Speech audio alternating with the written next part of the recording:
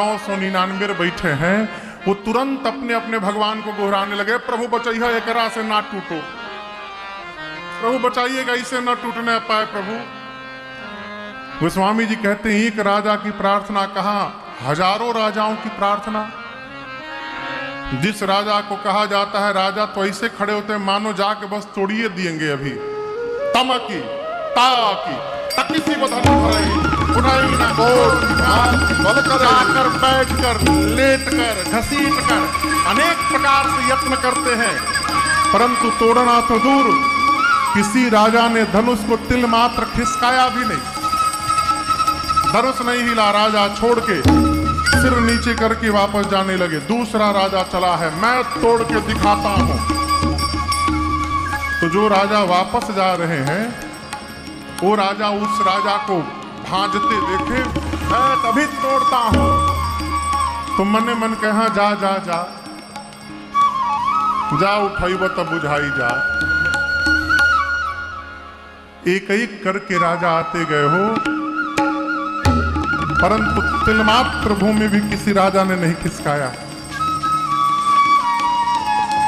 एक राजा की बारी जब आई,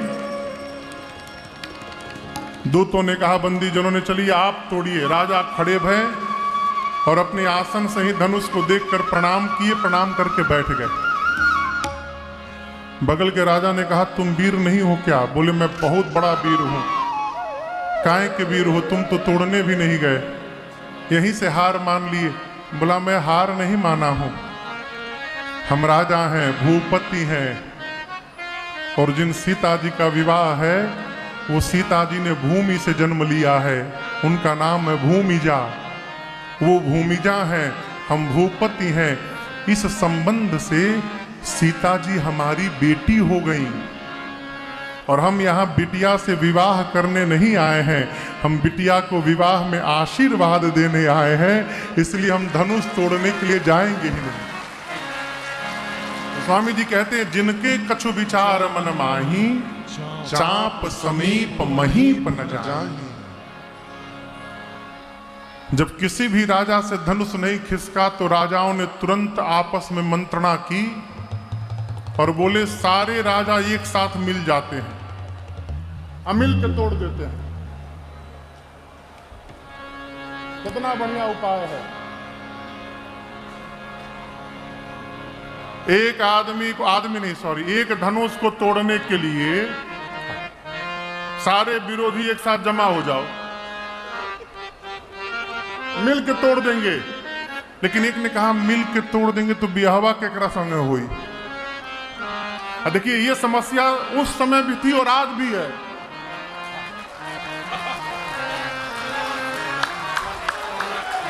देखिए आप लोग बात को कहीं और लेके ना जाइए, हम कथा में कह रहे हैं आपको, मिल के तोड़ देंगे तो बिया केकरा मूड़ी पर रखाई,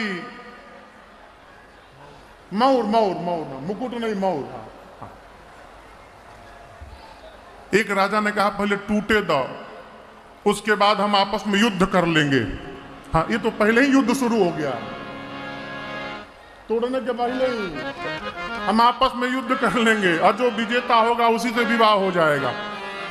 राजाओं ने कहा स्वीकार है। और गोस्वामी जी कहते हैं 10,000 राजा लगे। इज भूप सहस 10 कहीं पारा, भूप सहस 10 कहीं पारा, लगे उठावन करई नटारा, लगे उठावन करई नटारा, लगे उठावन करई नटारा। 10,000 राजा लगे एक साथ, परंतु धनुष को तोड़ना तो दूर, किसी भी राजा ने धनुष को तिल मात्र खिसकाया भी नहीं। सारे राजा धनुष के हाथों अपनी कीर्ति वीरता गंवाकर अपने आसन पर जाकर सिर झुका करके बैठ गए। ये दृश्य श्री जनक जी महाराज बर्दाश्त नहीं कर पाए, खड़े भय क्रोध में आ गए। बोले, दीप दीप से आए आप समस्त राजा महाराजा, ध्यान से सुनिएगा, मैंने आप में से एक भी राजा को यहां बुलाया नहीं है निमंत्रण देकर। आप समस्त धरती के राजा आए सुनी सुनी जो पन ठाना, मैंने जो प्रतिज्ञा की थी आप उसको सुन सुनकर यहां पर अपने मन से आए हैं। कौन नहीं आया है? देवता आए हैं, दैत्य आए हैं, नाग आए हैं, मुनि आए हैं। अभी तो थोड़ी देर पहले आप कहते थे अभी तोड़ देते हैं, अभी तोड़ देते हैं। अरे तोड़ना तो दूर, आप में से किसी ने धनुष को तिल मात्र खिसकाया भी नहीं है। ध्यान से देखिए, मेरी बेटी सुंदर है, ये कीर्ति वर्ण करने योग्य है, परंतु मुझे लगता है ब्रह्मा ने धरती पर ऐसा किसी को बनाकर भेजा ही नहीं है जो कीर्ति को, इस कीर्ति को जीवन में वर्ण कर सके। जितने राजा यहां बैठे ध्यान से सुनिएगा, आज के बाद कोई भी राजा इस बात का माख नहीं करेगा कि वो वीर है। कोई भी राजा आज के बाद अपने को वीर नहीं बोलेगा धरती पर। मैं जान गया धरती वीरों से रिक्त हो चुकी है। क्या बैठे हैं? विवाह का आस छोड़िए और अपने घर वापस लौट जाइए। आज मैं यदि अपना प्रण छोड़ता हूं तो मेरी कीर्ति कलंकित हो जाएगी। प्रण पे टिका रहता हूं तो मेरी बेटी कुंवारी रह जाएगी। मैं जनक जानता कि धरती पर एक भी वीर नहीं बचा। भरी सभा के सामने कहता हूं, मैं ऐसी प्रतिज्ञा करके जीवन में अपने इस संसार में कभी उपहास नहीं होने दूंगा। जब पहली बार जनक जी ने कहा कि आज के बाद अपने को कोई वीर नहीं बोलेगा, ऐ लक्ष्मण जी सुने, पूरा शरीर तन गया। कैसे बोल दिए? फिर सोचे गुरु जी हैं, भैया हैं, कोई उत्तर देंगे। अपने क्रोध को शांत किए। तब तक थोड़ी देर बाद जनक जी ने दोबारा ललकारा वीरत्व को, जाओ जन त्यों बिनु भट भूमि भाई, आप पान करी हो त्यों न हसाए। जानता धरती पर एक भी वीर नहीं रहा अब, तो ऐसी प्रतिज्ञा कदापि नहीं करता मैं। दूसरी बार जब ललकारा, गोस्वामी जी कहते हैं लक्ष्मण जी सुने और सुनते लक्ष्मण भैया तिलमिला उठे। माखई लखन कुटिल भई रगपट फरकत होठ फड़फड़ाने लगे, नेत्र से मानो अंगार बरसने लगा। राम जी को प्रणाम करके बोले, भैया क्षमा करिएगा। रघुवंश का एक छोटा सा बालक जिस सभा में बैठा हो, धरती नहीं पूरे ब्रह्मांड में किसी की क्षमता नहीं है कि ये वाक्य बोल दे धरती पर कोई वीर नहीं रहा। आप बैठे हैं और आपके रहते जनक ने कहा, कही जनक जस अनुचित बानी, कहे जनक जस अनुचित बानी, विद्यमान रघुकुल मणि जानी, विद्यमान रघुकुल मणि जानी। सुनहु भानुकुल पंकज भानु, सुनहु भानुकुल पंकज भानु। कहो स्वभाव न कछु अभिमानो, कहो स्वभाव न कछु अभिमानो। जो तुम्हारी अनुशासन पाओ, जो तुम्हारी अनुशासन पाओ। मैं कंदु कइयो ब्रह्मांड उठाओ, कंदु कइयो ब्रह्मांड उठाओ।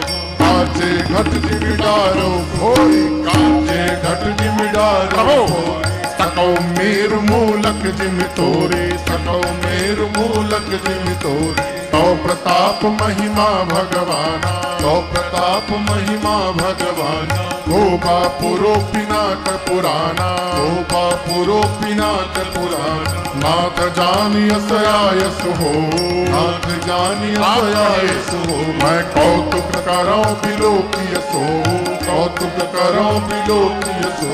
कमल नाल जिमि चाप चढ़ावो, कमल नाल जिमि चाप चढ़ावो। भोजन सत प्रमाण ले धाम, भोजन सत प्रमाण ले धाम, भोजन सत प्रमाण ले धाम, भोजन सत प्रमाण ले धाम।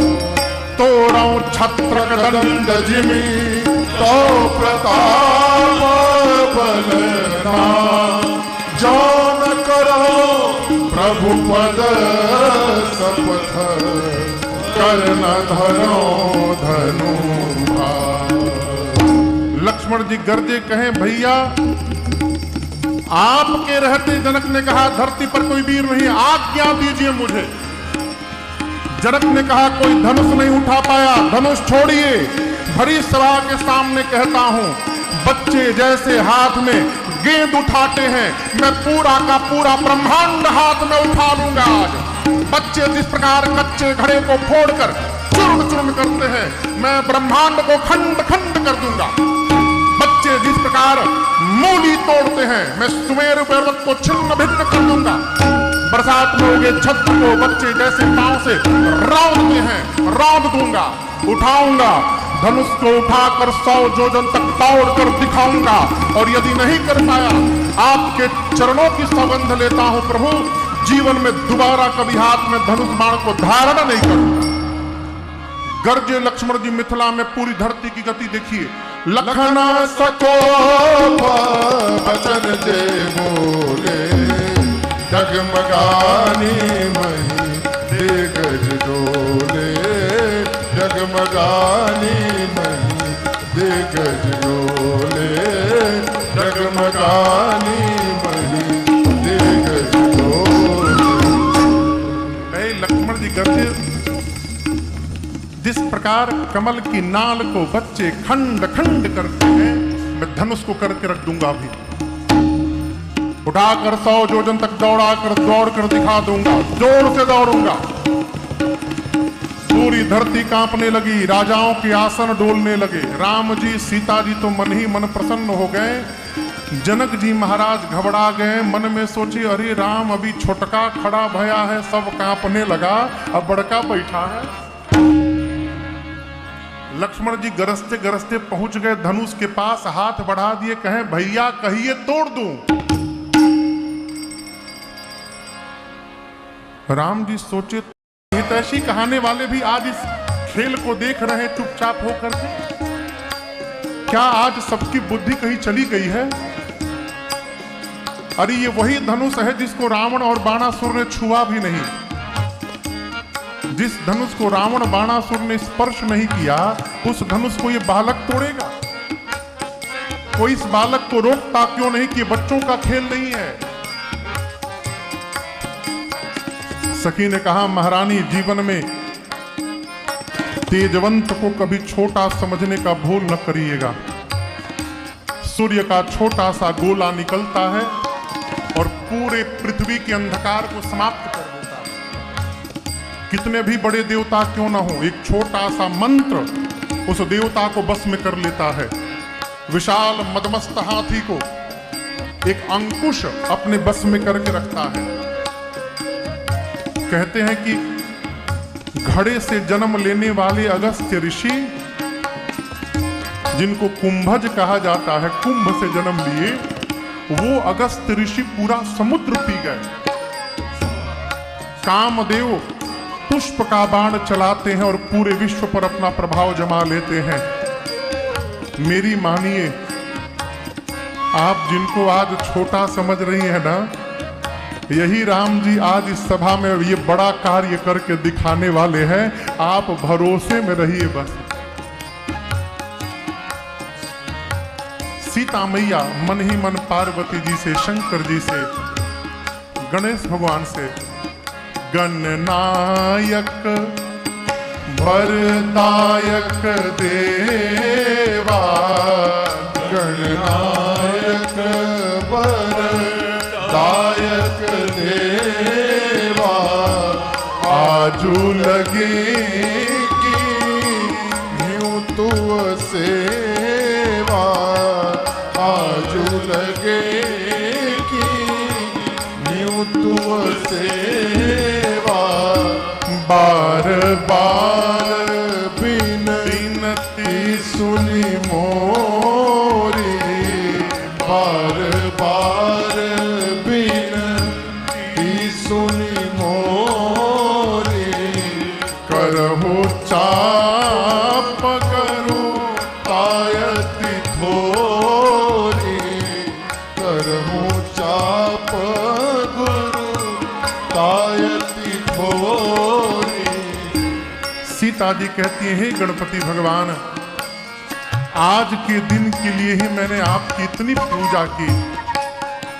आपसे एक प्रार्थना है, आप कितने भारी हैं, मोटे हैं, परंतु जब आप मूसक पर बैठते हैं तो हल्के हो जाते हैं।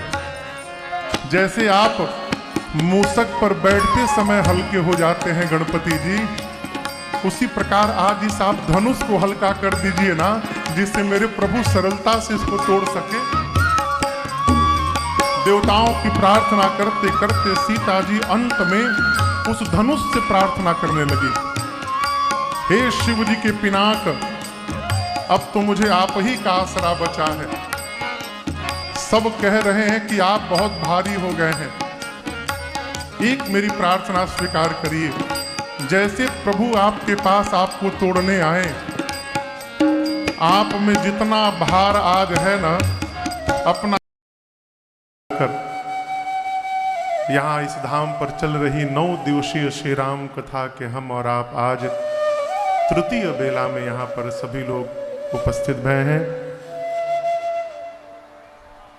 पूज्य गुरुदेव भगवान प्रातः स्मरणीय पूज्य श्री श्री श्री 108 पूज्य श्री शिवचरण दास जी महाराज, जिनके पावन क्षत्र छाया में हम और आप यहाँ बैठे हैं। स्थान के उत्तराधिकारी पूज्य श्री गोपाल दास जी महाराज, बरसाने वृंदावन से आए हमारे ज्येष्ठ भ्राता पूज्य श्री अखिलेश्वर दास जी महाराज, जिनके सत्संग की छाया में मैं बचपन से लेकर बड़ा हुआ हूं, और काठमांडू के हमारे मित्र, मैं छोटा था, बाबूजी के साथ मैया के साथ हम लोग नेपाल काठमांडू गए थे। मेरी अवस्था 7-8 वर्ष की होगी उस समय। उस समय हमको अपना दोस्त बनाए थे, और जब प्रत्येक रविवार को मेरे घर में सायंकाल राम कथा होती थी कलकत्ता में, तो उनकी कथा में वो कथा गाते थे, मैं बैठ के ढोलक बजाता था। पूज्य बम बम बाबा यहाँ पर उपस्थित हैं आज, जय जय।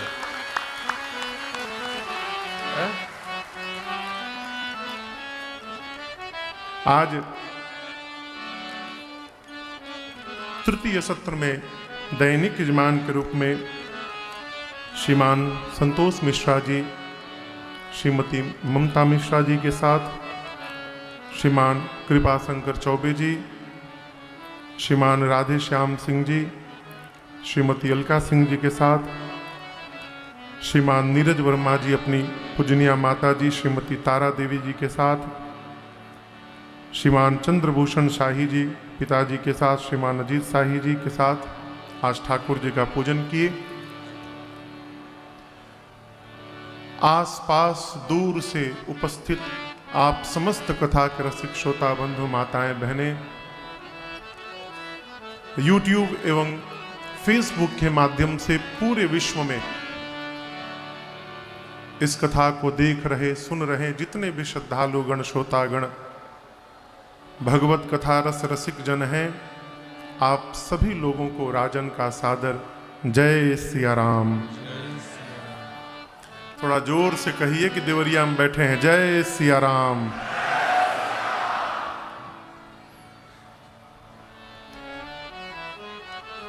कल की अवस्था को तो देखकर मैं डर गया, सत्य बताऊं आपको। पिछली कथा के विश्राम सत्र में जितनी भीड़ थी वहां, वही उससे अधिक भीड़ कल की कथा में थी। दूसरे सत्र में कथा के पश्चात मैंने सरकार से निवेदन किया, प्रभु कैसे चलेगा, आगे भीड़ और बढ़ेगी। तो आप लोगों के लिए सरकार ने अगल बगल के पर्दे को खुलवाकर और लगभग 40-40 फुट और बढ़ा दिया उधर में, जिससे जितने अधिक लोग बैठ पाए। मेरी प्रार्थना है जो जहां खड़े हैं वहां बैठ जाए। अगर जगह है तो बैठ जाएं, खड़े हैं तो जगहिए पर न खड़े होंगे वहीं बैठ जाइए। और सरकार जेल को थोड़ा कल से कम कराया जाए। बड़का जो जाली लगा है ना, उधर लग रहा सब लोग जेल के अंदर बैठे हुए हैं। डोरी लग जाए, रसरी लग जाए, अच्छा तोड़ के फांद जाते हैं लोग। ओहो,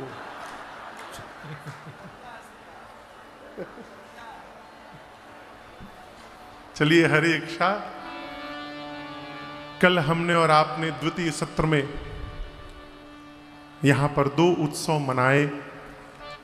पहले भगवान शिव और मां भवानी के मंगलमयी विवाह की कथा को हमने गाया, श्रवण किया, और उसके उपरांत भगवान श्री राम के दिव्य प्राकट्य उत्सव को हमने और आपने दर्शन किया। भगवान प्रगट भय, वो तो आनंद में, भाव में, लोक व्यवहार में, लोक बोलचाली में हम लोग कहते हैं कि जन्म लिहले रघुराई। लेकिन भगवान जन्म नहीं लिए, जन्म जीव का होता है, जगदीश का प्राकट्य होता है।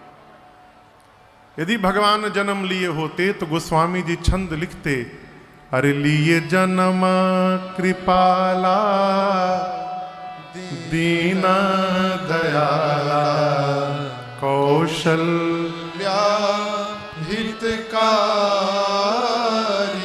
परंतु गोस्वामी जी ने क्या लिखा, भय प्रगट कृपाला दीना दयाला कौशल्या हितकारी। प्रकट होने का अर्थ है जो नहीं होने के बाद अचानक है। आपके घर में यदि बिना सूचना के कोई अचानक आ जाए तो हम कहते हैं, अरे भाई साहब कहां से प्रकट हो गए। अचानक जो आंखों के सामने उपस्थित हो जाए उसको प्रकट होना कहते हैं। भगवान प्रकट हो गए। और देखिए, भगवान को कहीं जाना नहीं है, भगवान को प्रकट होना है। प्रकट वही हो सकता है जो सर्वत्र है। इस बात को समझिएगा। प्रकट कौन हो सकता है? अग्नि को जलाया नहीं जाता, अग्नि को प्रकट कराया जाता है। अग्नि नारायण को जलाया नहीं जाता, अग्नि को प्रकट कराया जाता है। क्यों? अग्नि सर्वत्र है। अग जग मैं सब रहित विरागी, प्रेमत प्रभु प्रगटई जिमी आगी। हथेली है, हथेली को रगड़ना प्रारंभ करिए। 2 ही मिनट हथेली रगड़िएगा, लगेगा आग पकड़ लिया है, पूरी हथेली गर्म हो जाए। क्यों? घर्षण से अग्नि प्रकट हो जाते हैं। उसी प्रकार जिह्वा और अधरों के घर्षण से भगवान प्रकट हो जाते हैं। जब हम जिह्वा से भगवान का नाम लेंगे, घर्षण से भगवान प्रकट भय। और आप दर्शन करिए, पूरी अयोध्या में गोस्वामी जी कहते हैं, गृह गृह बाज बधाव शुभ, प्रगटे सुषमा कंद, हरसवंत सब जहाँ तहाँ नगर नारी नर वृंद। भगवान के प्राकट्य उत्सव में भगवान के प्रकट होने के बाद अयोध्या के प्रत्येक घर में गृह गृह बाज बधाव शुभ। क्यों? प्रगटे सुषमा कंद, भगवान ने प्रकट अवतार लिया है, प्राकट्य लिया है। पूरी अयोध्या हर्षित है। और हम कहते हैं अयोध्या नहीं, पूरी प्रकृति हर्षित है। देखिए, श्रेष्ठ वही है जिसके जाने के बाद बिना समय के भी दिवाली मनने लगे। श्रेष्ठ कौन है? आजकल तो हर आदमी श्रेष्ठत्व का विजिटिंग कार्ड छपवा लिया है। आप कौन हैं? हम मार्तंड हैं। क्या है? अपने मने मार्तंड बन गए। श्रेष्ठ को बताना नहीं पड़ता कि श्रेष्ठ हैं। हमारे एक चाचा हैं, कहते हैं, बाबू जिस पुष्प में सुगंध होता है उसके अगल बगल से गुजरने पर पता चलता है कि बगल वाले पुष्प में सुगंध है, और जिसमें सुगंध नहीं होता है उसमें परफ्यूम मार कर नाक में सूंघाना पड़ता। तनि सूंघबा हो कैसन बा, श्रेष्ठ को बताना नहीं पड़ता। श्रेष्ठ का आचरण श्रेष्ठ है, श्रेष्ठ का विचार श्रेष्ठ होता है, श्रेष्ठ का व्यवहार श्रेष्ठ होता है। और आचार, विचार और व्यवहार जब ये तीनों श्रेष्ठ होता है तब जाकर उस व्यक्तित्व का चरित्र श्रेष्ठ होता है। ऐसे चरित्र श्रेष्ठ होने वाला नहीं है। भगवान प्रगट लिए। कौन भगवान आए? प्रातः स्मरणीय पूज्य श्री बिंदु गोस्वामी जी महाराज कहते हैं छंद में, अरे जीना को ना पायो पार, श्रेष्ठ श्रुति शारद ने जीन को न पायो श्रेष्ठ श्रुति शारद ने, खट शास्त्र भाखे बार बार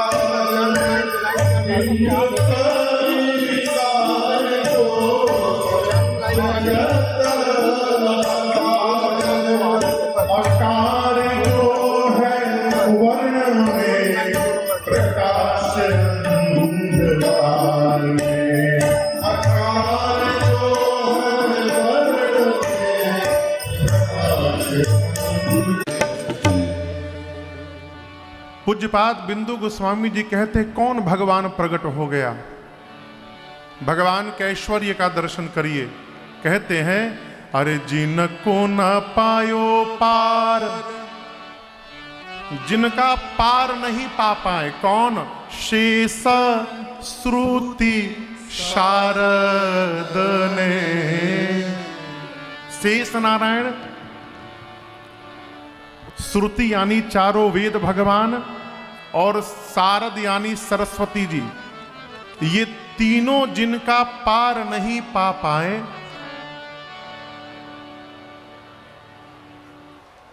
भैया इस तरह अभी आप लोग हल्ला करें तो कथा बिगड़ जाएगी। मेरी प्रार्थना, हाँ। जब शांति करावे वाला हल्ला करे लगी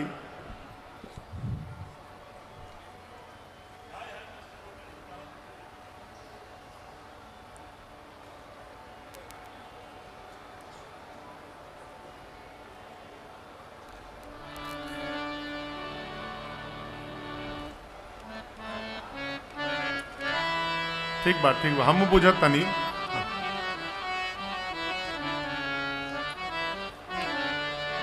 शेष नारायण, सरस्वती जी और चारों वेद जिस भगवान का पार नहीं पा पाए, वो चौपाई क्या है? वो याज्ञवल्क्य ऋषि ने भरद्वाज जी से कहा, क्या कहा?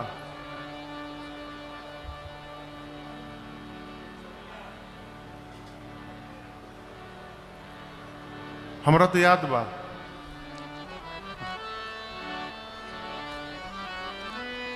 रामचरित अति अमित मुनीसा, कही न सकही शतकोटि ऐसा। याज्ञवल्क्य ऋषि कहते हैं भरद्वाज जी, भगवान का चरित्र इतना अपार है कि 100 करोड़ शेष नारायण उसका बखान करने वाले नहीं है। कितने शेष नारायण? अरे जोर से कहिए। 100 करोड़ यानी कितना हो गया? ई का पूछ दिए महाराज जी आप। हाँ 100 करोड़ मने 1 अरब। बहुत बढ़िया। 100 करोड़ यानी 1 अरब शेष नारायण खड़े हो जाएं तो भी वो नहीं गा सकते।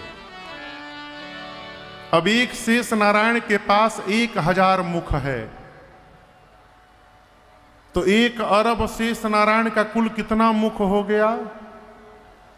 ये तो और ही टेढ़ पूछ देनी रहूगा महाराज जी। 1 खरब ना 10 खरब। गलती नहीं बोलत ना।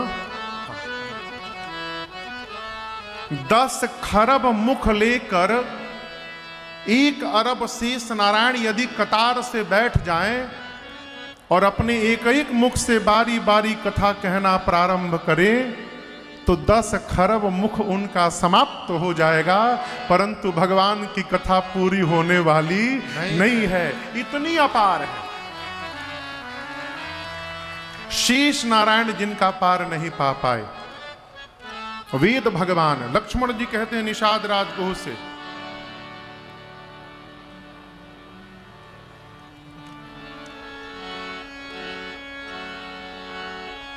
राम ब्रह्म परमा। बजाओ एक बात वाला चौपाई। राम ब्रह्म परमारथ रूपा। अविगत अलख अनादि अनूपा। अविगत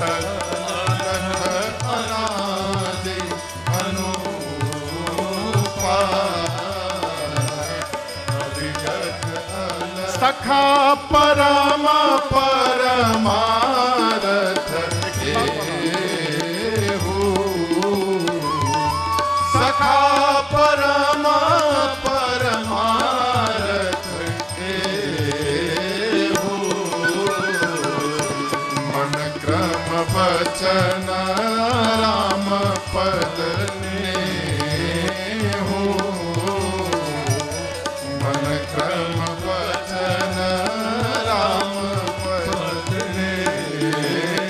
अब चौपाई आई। सकल विकार रहित गत भेदा। सकल विकार रहित गत भेदा।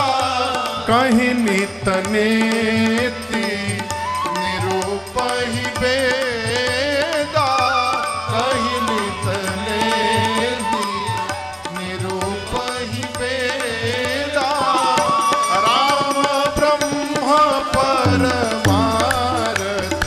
रूपा। राम ब्रह्म परमारथ रूपा। अभिगत अलख अनादि अनूपा।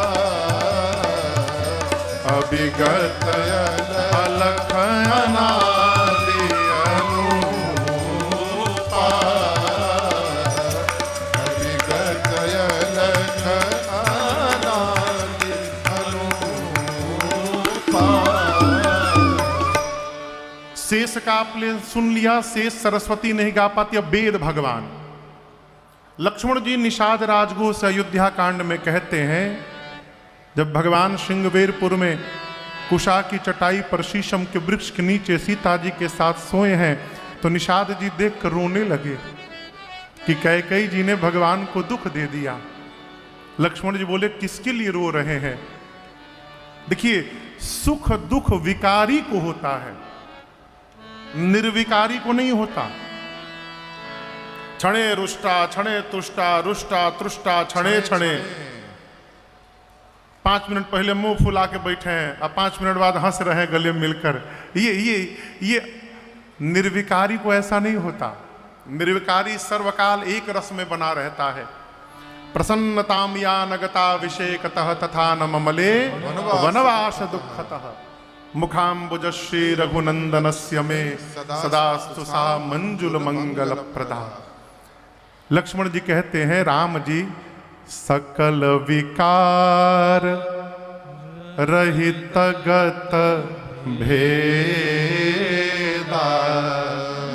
कहि नित नेति निरूप ही वेदा। ये लक्षण ब्रह्म में घटित होता है। ब्रह्म के बारे में वेद कहते हैं नेति नेति न इति, अर्थात इतना ही नहीं और।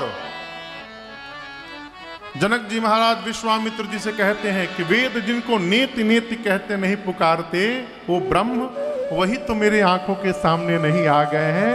राम जी को वेद नेति नेति कहते, अर्थात वेद भी पार नहीं पा पाए।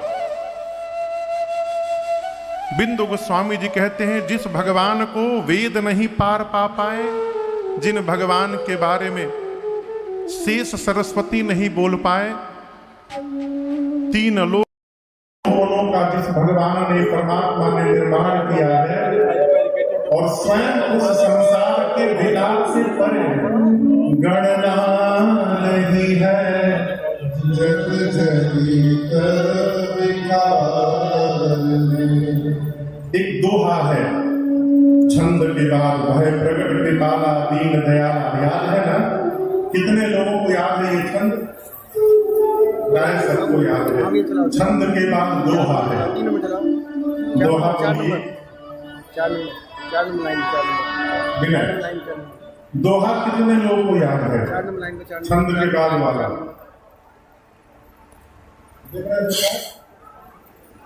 याद सबको है, लेकिन बुझाते नहीं कि महाराज जी का कुछ होता नहीं।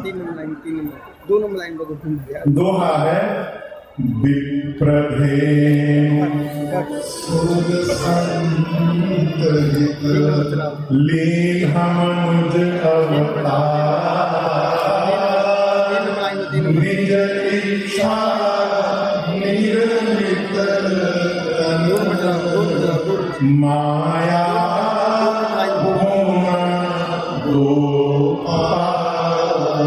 ये दुआ कितने लोग को याद था? पहले कहने हाथ उठाए। 3 number 4 number 4 number line 4 number. इस छंद का ये दोहा है। इसमें गोस्वामी जी कहते हैं कि बीती है संत का स्वभाव होता है। संत किसी भी वर्ण में हो सकता है। रैदास जी महाराज चतुर्थ वर्ण में थे ना? रैदास जी चतुर्थ वर्ण में थे, भगवान के भक्त हुए रैदास जी। प्रभु जी तुम चंदन हम पानी, उन्हीं की रचना है ना? है? संत जिसको देखने के बाद अनंत की याद आ जाए वो जीव संत है। जो मन से, वचन से, कर्म से परहित में लगा हुआ है वो जीव संत है। वो टीका लगावे चाहे न लगावे, माला पहने चाहे न पहने, जो परमार्थ में लगा हुआ है वो जीव संत है।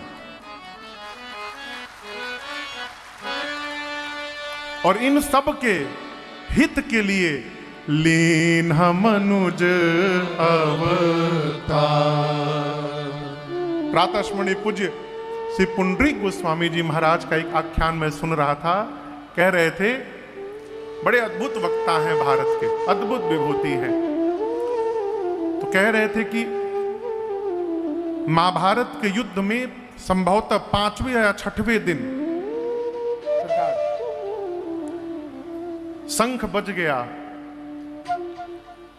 कुरुक्षेत्र में कौरव और पांडवों की सेना आमने सामने खड़ी हो गई। युद्ध प्रारंभ हो गया। अर्जुन अपने रथ पर अकेले बैठे हैं। क्यों? आज भगवान आने में विलंब कर दिए कन्हैया।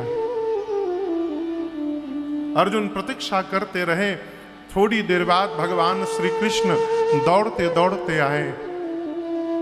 अर्जुन ने कहा प्रभु आज आपने विलंब कर दिया आने में। तो भगवान बोले वो एक मेरा भक्त है, उसके पास चला गया था। अर्जुन को अभिमान था कि मेरे से बड़ा भी कोई भक्त है क्या भगवान का, जिसकी रथ स्वयं भगवान हाँक रहे हो, उससे बड़ा भक्त कौन होगा। अर्जुन बोले प्रभु मेरे से भी बड़ा कोई भक्त है। बोले है ना, एक भक्त है मेरा, मांस बेचता है वो। अर्जुन बोले प्रभु मांस बेचने वाला आपका भक्त हो गया। बोले देखो वो भक्त है, उसका मन नहीं है मांस बेचने का। घर वाले बरबस उसके लिए मांस का दुकान खोलकर उसको बिठा दिए हैं, उसका मन नहीं लगता, उसको बरबस बिठाया गया है। वहां बैठा तो रहता है मांस के दुकान पर, लेकिन पूरे दिन कृष्ण कृष्ण कृष्ण कृष्ण जपता रहता है। और वो मेरे नाम जप में इतना बावला हो जाता है कि कोई 1 किलो मांस लेने आता है तो उसको 2 किलो दे देता है, उसको होश ही नहीं रहता, अधिक देता है। और जब नुकसान होता है शाम को हिसाब में, तो घर वाले उसको पीटते हैं। अर्जुन बोले तो आप क्या करने गए थे। भगवान बोले मैं उसके तराजू का बाट बनने गया था वहां पर है? उसकी तराजू पर मैं ही बाट बन करके बैठा था। वो बाट रखना भूल जाता है, एक ही बाट में सबको देने लगता है। जब कोई 1 किलो मांगने आता है तो उसके लिए मैं 1 किलो का बन जाता हूँ, कोई 2 किलो मांगने आता है तो मैं 2 किलो का बन जाता हूँ। ये कथा कहती है जीवन में संतत्व यदि उतर गया, आप किसी भी वर्ण में जन्म क्यों ना लिए हो, भगवान आपके लिए खड़े रहेंगे। संतत्व को लाइए। विप्रधेनु सुर संतहित लीन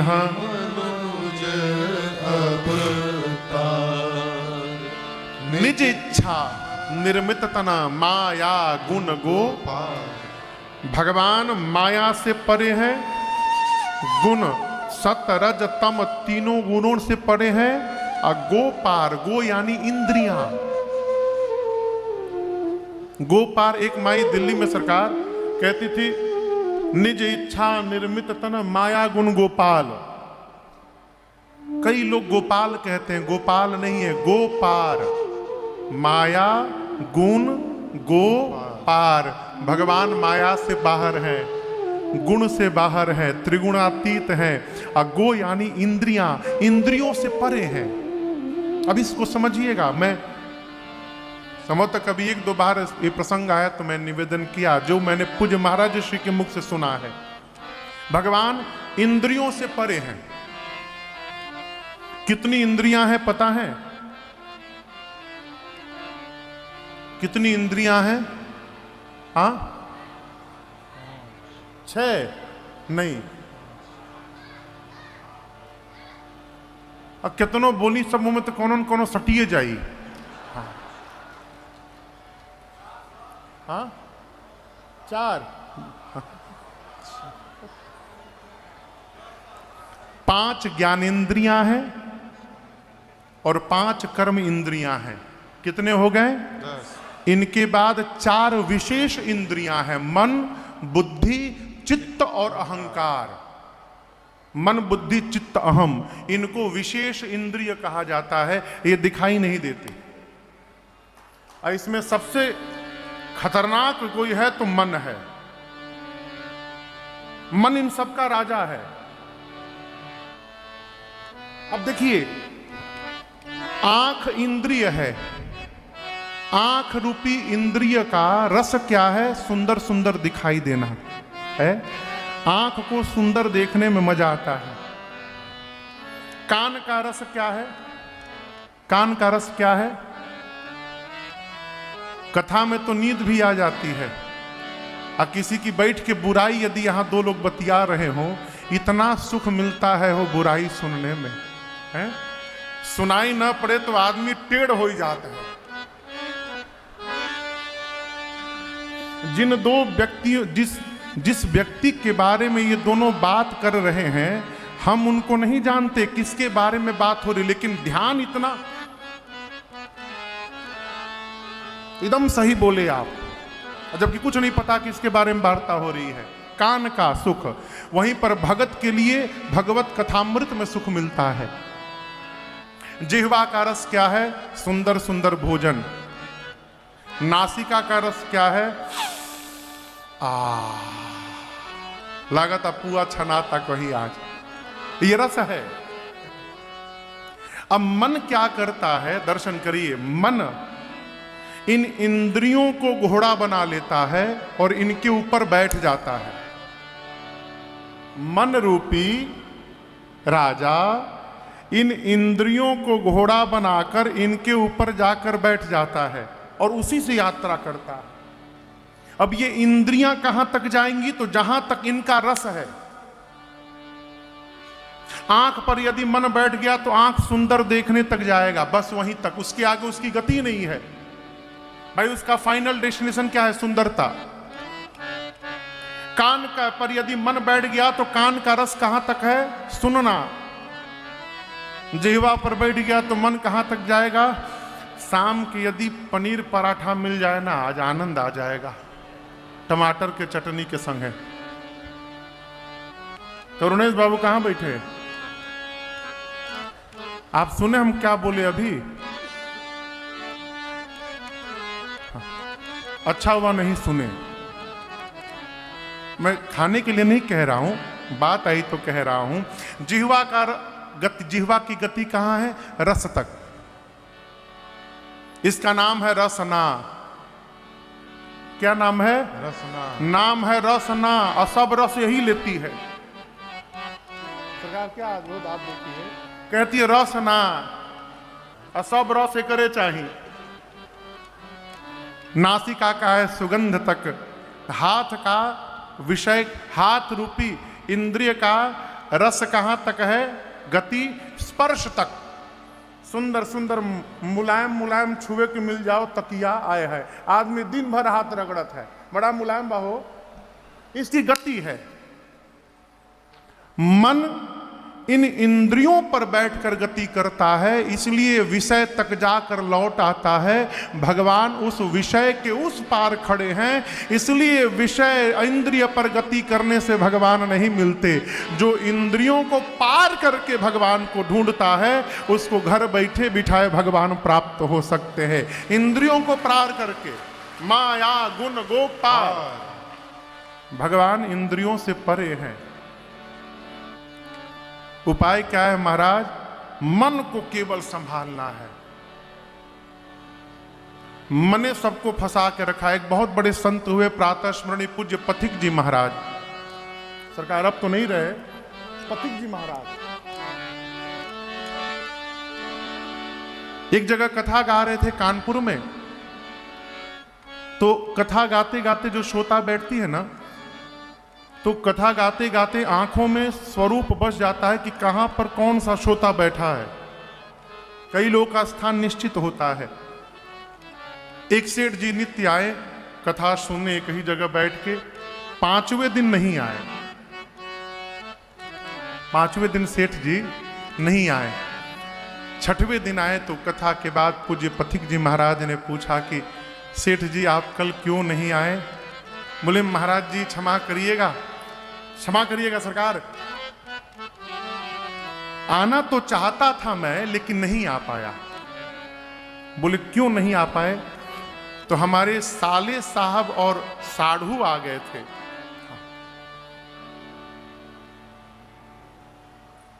इतना खतरनाक रिश्ता है ना साहब।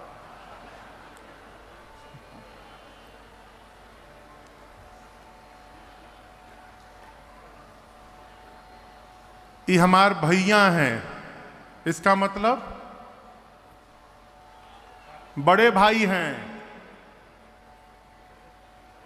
ये हमारे भाई हैं, इसका मतलब छोटे भाई हैं। ये हमारे भाई जैसे हैं, इसका मतलब जान पहचान के हैं। ये हमारे भाई साहब है, इसका मतलब साढ़ू हैं। हाँ, भाई साहब। सेठ जी बोले कि हमारे साली और साढ़ू भाई साहब आ गए थे। तो तो मैं तो सरकार सोचा था कथा में आने के लिए, लेकिन उन लोगों के साथ बाजार चला गया। पथिक जी तो फक्कड़ स्वभाव, बोले ऐसे शब्द वापस लो, तुम यदि कथा में आने का सोचे होते तो कथा में आकर कथा सुनकर फिर उनके साथ बाजार जाते, उनको भी कथा में लेके आते। तुम कथा में आने के लिए सोचे ही नहीं थे, तुम तो बाजार जाने के लिए सोचे थे, इसलिए कथा छोड़कर बाजार देखने के लिए चले गए। ये कथा कहती है मन हमको घुमाता है, अब मन जहां जहां घुमाता है वहां फंसाएगा। पथिक जी महाराज का एक पद है, बहुत दिन हो गया हम लोग नहीं गाए, आइए सुनाते हैं आपको। पथिक जी कहते हैं, उलझ मत दिल बहारों में, बहारों का भरोसा क्या, उलझ मत दिल बहारों में, बहारों का भरोसा क्या, उलझ मत दिल बहारों में, बहारों का भरोसा क्या, उलझ मत दिल बहारों में, बहारों का भरोसा क्या, बहारों का भरोसा क्या, सहारे छूट जाते हैं, सहारे छूट जाते हैं, सहारों का भरोसा क्या, सहारे छूट जाते हैं, सहारों का भरोसा क्या, उलझ मत दिल बहारों में, बहारों का भरोसा क्या।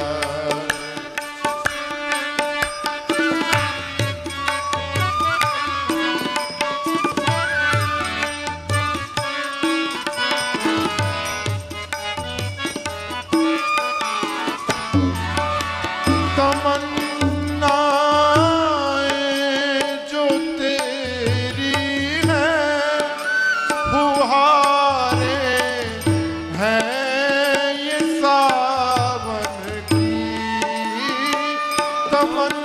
तमन्नाएं जो तेरी हैं, फुहारे हैं ये सावन की, फुहारे हैं ये सावन की, फुहारे सूख जाती हैं, फुहारे सूख जाती हैं, फुहारों का भरोसा क्या, फुहारे सूख जाती हैं, फुहारों का भरोसा क्या, उलझ मत दिल बहारों में, बहारों का भरोसा क्या।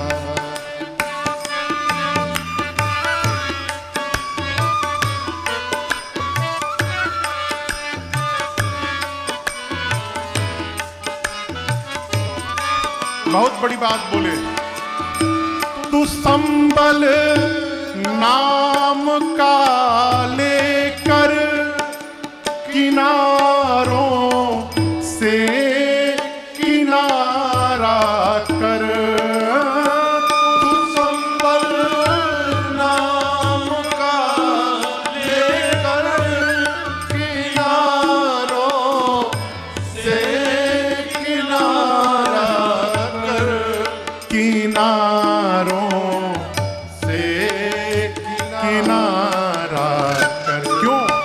किनारे टूट जाते हैं, किनारे टूट जाते हैं, किनारों का भरोसा क्या, किनारे टूट जाते हैं, किनारों का भरोसा क्या, उलझ मत दिल बहारों में, बहारों का। अपने को कहते हैं ऐ पथिक, तो बहुत ज्ञानी है, विद्वान है, बुद्धिमान है, लेकिन अहंकार मत करना अपने ज्ञान का। अगले माह 1 महीना भी नहीं बचा, हमारे रामलला सरकार मंदिर में विराजमान होंगे। तो ये वाला दृश्य फिर से 22 जनवरी को होगा अयोध्या में।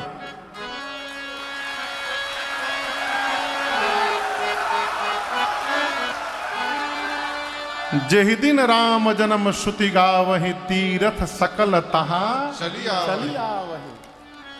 जिस दिन भगवान के जन्म के तिथि वेद भगवान बताते हैं, गोस्वामी जी कहते हैं उस दिन अयोध्या में सारे तीर्थ आते हैं।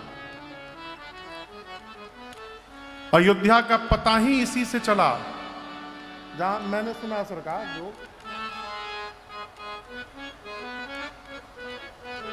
एक बार एक घोड़ा, काले रंग का घोड़ा, सरजू जी में डुबकी लगाया और डुबकी लगाकर निकला तो सफेद हो गया। किसी ने पूछा भैया आप कौन हैं? उस अश्व ने कहा कि मैं तीर्थराज प्रयाग हूं। तो आप आए थे तो काले थे और नहा के निकले तो गोरे हो गए। तीर्थराज प्रयाग ने कहा कि मेरे में स्नान करके माघ के मेले में, जनवरी फरवरी वाले मेले में जीव आपन स्नान करके सारा अपन पाप धो धो के हमको काला कर देते हैं। तो मैं तो सबका पाप धो देता हूं, मेरा पाप कौन धोएगा? तो मैं अपना पाप धोने के लिए अयोध्या जी के आके सरजू जी में डुबकी लगाता हूं, तो अयोध्या जी मेरा पाप धो देती है। वो अयोध्या पूरा तीर्थ। आप इस बात को समझिएगा, 3 लोक से पूरा ब्रह्मांड रामनवमी के दिन अयोध्या में उपस्थित रहता है, साल में 1 दिन।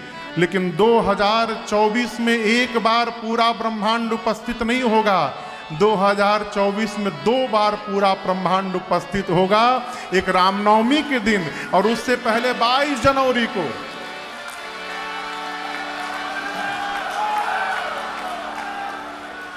बाईस जनवरी को हो, जिस दृश्य को देखने के लिए 500 वर्षों से हमारे पूर्वज आस लगाते लगाते चले गए, हमारे और आपके ऊपर भगवान की कितनी कृपा है।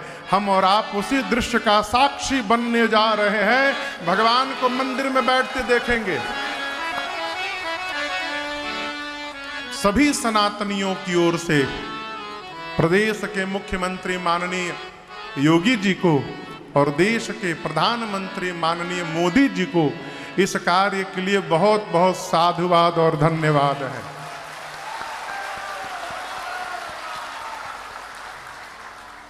पूरा ब्रह्मांड एकत्रित है। यहां दर्शन करिए चौपाई। देखी महोत्सव सुर मुनि नागा, देवलोक से देवता सुर, पृथ्वी मृत्यु लोक से मुनि, और पाताल लोक से नागा नाग आए महोत्सव देखे, देख कर चले। कैसे चले? चले भवन बरनित बरनत निज भागा। अपने अपने सौभाग्य की प्रशंसा करते करते अपने घर जा रहे हैं। कथा सुनकर जब घर जाइए तो सौभाग्य की प्रशंसा करिए। हाँ, कमी सब जगह है साहब, कहाँ कमी नहीं है। और आज निवेदन करूं, ये भी स्वभावजन्य है। कमी देखने का स्वभाव हो गया ना तो आदमी बैकुंठ में भी कमी दिखत है, गोबरैला नियर। एक तो कीड़ा होता है गोबरैला, गोबर के गोली बना बना के उसको ढकेलता है, देखे है? हाँ। हम लोग गांव में जब गर्मी के छुट्टी में आम के बगीचा में बारी अगोरते थे ना कि आम न तोड़ के ले जाओ, तो दिन भर वहीं रहते थे। घर से प्लेट, कटोरी, चाकू और भरुआ मरचा लेके जाते थे। कच्चा कच्चा आम तोड़ के, छील के और भुजरी बना के वही भरुआ मरचा मिला के, क्या बात है साहब।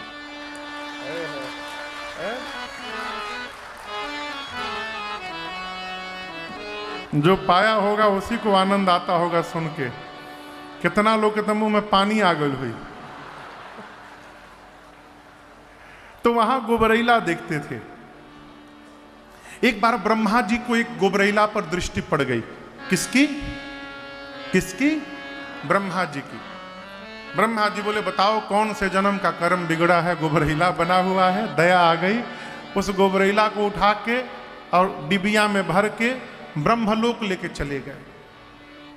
एक बहुत विशाल महल उसको सौंप दिए, कहें आराम से घूमो फिरो खाओ आनंद मनाओ, ये यहाँ बैकुंठ ब्रह्मलोक में क्या पूछना।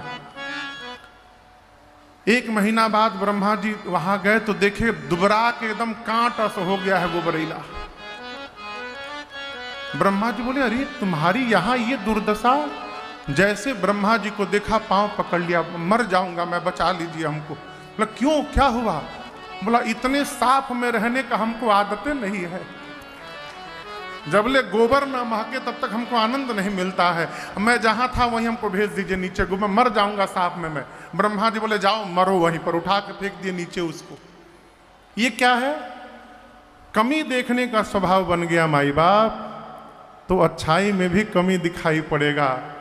और यदि अच्छाई देखने का स्वभाव बन गया तो जहां भी जाइएगा वहां कोई ना कोई अच्छाई दर्शन होता रहेगा। प्रशंसा, सौभाग्य देखने का स्वभाव बनाइए। क्या देखने का स्वभाव? कथा सुनकर जाइए तो कहिए हनुमान जी से, भगवान से, नारायण जी से, प्रभु आपकी बड़ी कृपा, एक बार फिर आपने कथा में आने का सौभाग्य प्रदान कर दिया, प्रभु आपकी बड़ी कृपा। हमारे एक रिश्तेदार हैं, देवरिया के पहली कथा में आए और कथा में आने के बाद पहले दिन के कथा के बाद विनय से बोले बताइए ना, हम कथा में हमारा चप्पल चोरी हो गया। 5 बार बोले हमारा चप्पल चोरी हो गया। तो विनय चपरबा के बांध के बगली में रखे चाहिए ना, कहे छोड़ दिए। अरे चप्पल चोरी हो गया तो समझिए कि भगवान चप्पल के बहाने आपका कोई कष्ट था, अकटाऊं बकटाऊं पीड़ा थी, भगवान उसको उसी में लेके चले गए। आनंद मनाइए।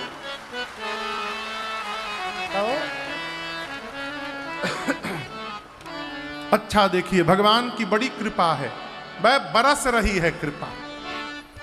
दिन रात जपिए, अरे प्रभु बरस रही है। रात के भोजन का ठिकाना नहीं है, तब भी कहिए प्रभु बरस रही है कृपा। इतना बोल दीजिए कि भगवान भी सोचने पर विवश हो जाएं कि जितना प्रचार कर रहा है उतनी तो मैंने कृपा ही नहीं की इस पर, नहीं होगी तो हो जाएगी।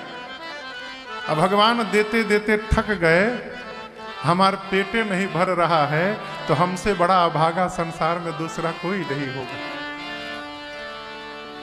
कोई भी पूछे कैसन बानी, हमारे किसी रिश्तेदार हैं, उनसे खाली पूछ दीजिए कैसे हैं, दांत बहुत दुखाता हमारा।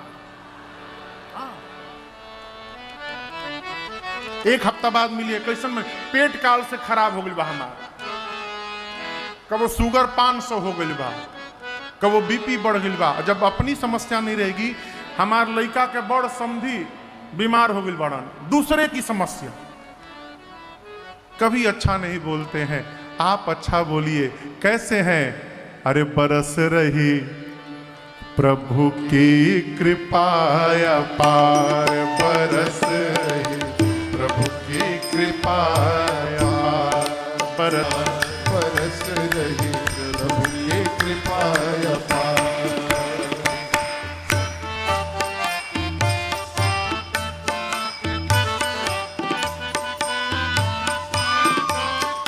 अपन